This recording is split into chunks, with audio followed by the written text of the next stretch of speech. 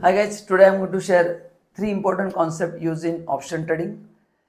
First one is at the money, second out of money, and third one is in the money.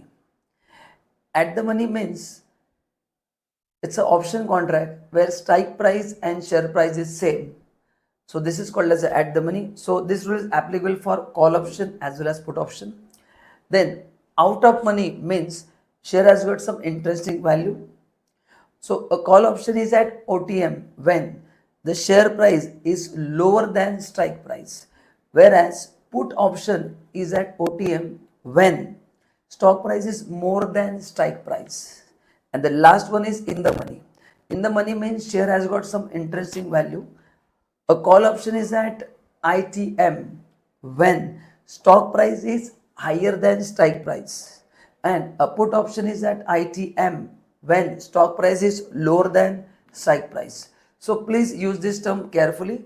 I hope you like this. So please save the reel and don't forget to share with everyone. Thank you so much.